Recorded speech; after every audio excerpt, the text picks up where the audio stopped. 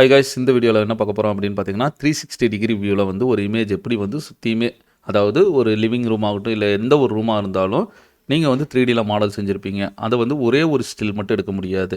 சுற்றி வந்து நம்ம மவுஸை கர்சரை வந்து ரொட்டேட் பண்ணும்போது எந்த மாதிரியெல்லாம் கொண்டு வரலாம் அப்படிங்கிறது இந்த வீடியோவில் பார்த்துடலாம். இந்த அட்வர்டைஸ்மெண்ட்டை பாருங்கள், கண்டிப்பாக உங்களுக்கு யூஸ்ஃபுல்லாக இருக்கும். ஃபுல்லாகவே நான் ப்ரிப்பேர் பண்ண வீடியோஸ் தான். 3ds Max ப்ளஸ் வீடியோ பார்த்தீங்கன்னா post production Photoshop plus Premiere ப்ரோவோட ஃபுல் ஆன்லைன் கிளாஸ் வந்து 50% ஆஃபரில் பார்த்தீங்கன்னா ப்ரீ ரெக்கார்டிங் வீடியோ கண்டென்ட் வந்து பேசிக் டு அட்வான்ஸ் லெவலில் வந்து நான் கொடுத்துட்டு இது எல்லாமே பார்த்தீங்கன்னா 100% ஈஸி டு அண்டர்ஸ்டாண்டாக தான் இருக்கும். இதில் மொத்தம் 30 வீடியோஸ் 30 ஹவர்ஸ் இருக்கும். எல்லா வீடியோவுமே பார்த்தீங்கன்னா ஒரு வீடியோ டு இன்னொரு வீடியோ வந்து கோர்வையாக தான் இருக்கும். இதில் என்னென்ன கண்டென்ட் கவர் பண்ண போகிறேன் அப்படிங்கிறது டிஸ்பிளேலேயே நான் வந்து கண்டென்ட் வந்து மென்ஷன் பண்ணியிருப்பேன். இந்த லிமிடெட் ஆஃபரை மிஸ் பண்ணிடாதீங்க. இந்த வீடியோ கண்டென்ட்டை பை பண்ணணும் அப்படிங்கிற மாதிரி இருந்துச்சுன்னா வாட்ஸ்அப் நம்பருக்கு கான்டாக்ட் பண்ணுங்க. இப்போ நான் வந்து மாடல் எதுவுமே பண்ண போகிறது கிடையாது. நெட்லேருந்து டவுன்லோட் பண்ணியிருக்கேன். நீங்கள் என்ன பண்ணுறீங்க அப்படின்னு பார்த்தீங்கன்னா 3ds Maxல ஃபுல்லாகவே ஒரு இன்டீரியர் வந்து கிரியேட் பண்ணுங்க.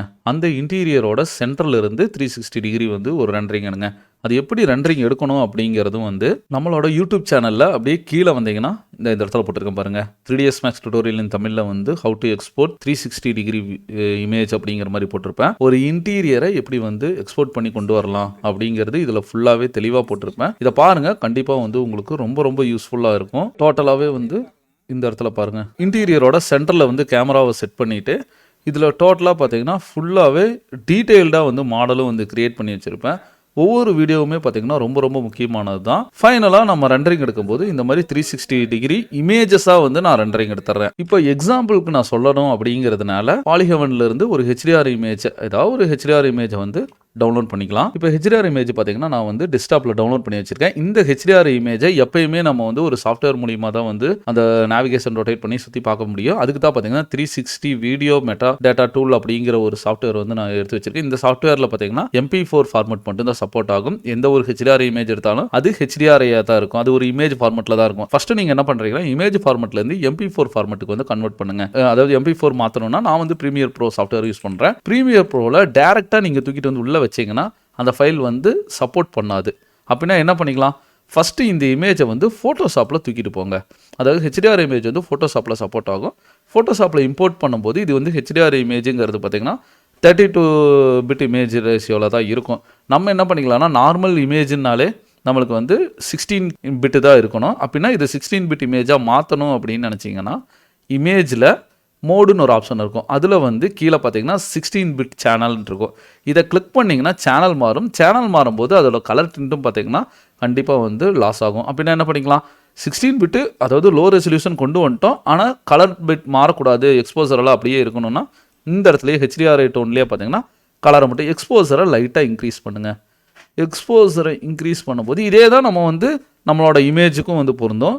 ஹைலைட் ஏதாச்சும் இது பண்ணோன்னா ஹைலைட்டு, இல்லை ஓவராக ப்ளீச் அடிக்குது ப்ரோ, ஹைலைட்டை கம்மி பண்ணிக்கிறனா ஹைலைட்டை நீங்கள் கம்மி பண்ணி கூட ஒர்க் பண்ணிக்கலாம். இது ரொம்ப அதிகமாக இருக்குது. ஓகே, டீட்டெயில்டு வேணும் அப்படின்னு நினச்சிங்கன்னா டீட்டெயில், இல்லை நார்மலாக போதும் அப்படின்னா கொஞ்சமாக ஒரு பாயிண்ட் அளவாக கொண்டு வாங்க போதும்.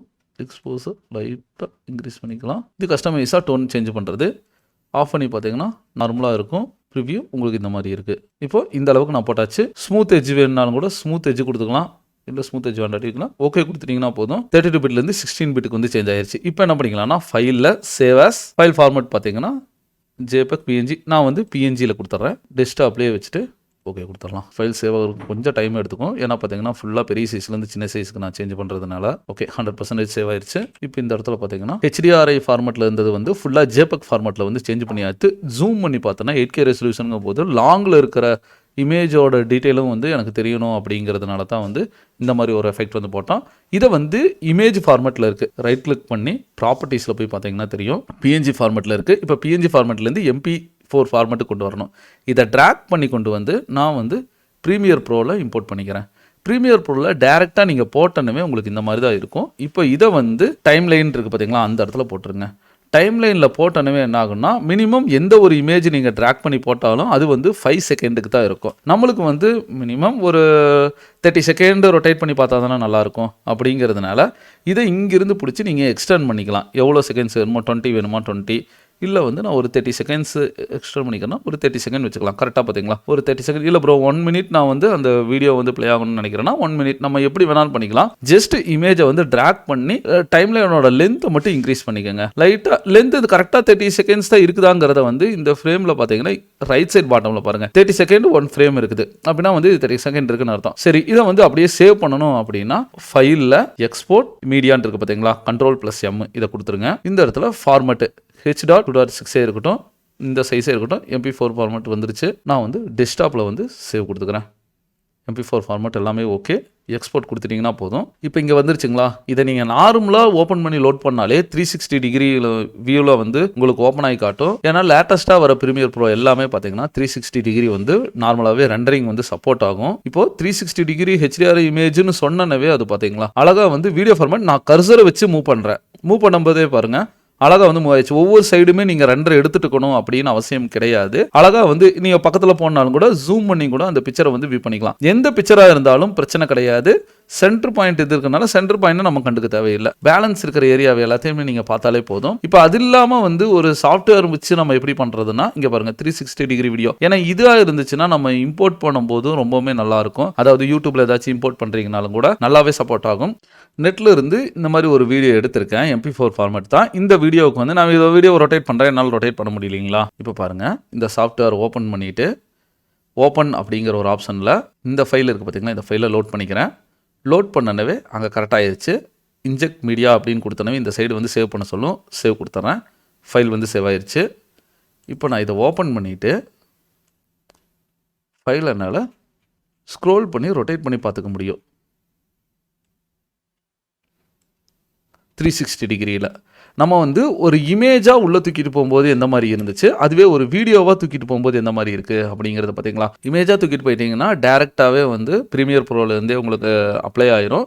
சப்போஸ் ப்ரீமியர் ப்ரோலேருந்து அப்ளை ஆகலை அப்படிங்கிற பட்சத்தில் வந்து 360 வீடியோ மெட்டாடாட்டா இந்த ஆப்ஷனை வச்சு கூட நீங்கள் யூஸ் பண்ணிக்கலாம். ஒர்க் பண்ணி பாருங்கள், ரொம்பவுமே யூஸ்ஃபுல்லாக இருக்கும். 3ds Max ப்ளஸ் வீடியோ பார்த்தீங்கன்னா post production Photoshop plus Premiere ப்ரோவோட ஃபுல் ஆன்லைன் கிளாஸ் வந்து 50% ஆஃபரில் பார்த்தீங்கன்னா ப்ரீ ரெக்கார்டிங் வீடியோ கண்டென்ட் வந்து பேசிக் டு அட்வான்ஸ் லெவலில் வந்து நான் கொடுத்துட்டு இருக்கிறேன். இது எல்லாமே பார்த்தீங்கன்னா 100% ஈஸி டு அண்டர்ஸ்டாண்டாக தான் இருக்கும். இதில் மொத்தம் 30 வீடியோஸ் 30 ஹவர்ஸ் இருக்கும். எல்லா வீடியோவுமே பார்த்தீங்கன்னா ஒரு வீடியோ டு இன்னொரு வீடியோ வந்து கோர்வையாக தான் இருக்கும். இதில் என்னென்ன கண்டென்ட் கவர் பண்ண போகிறேன் அப்படிங்கிறது டிஸ்பிளேலேயே நான் வந்து கண்டென்ட் வந்து மென்ஷன் பண்ணியிருப்பேன். இந்த லிமிடெட் ஆஃபரை மிஸ் பண்ணிடாதீங்க. இந்த வீடியோ கண்டென்ட்டை பை பண்ணணும் அப்படிங்கிற மாதிரி இருந்துச்சுன்னா வாட்ஸ்அப் நம்பருக்கு கான்டாக்ட் பண்ணுங்க.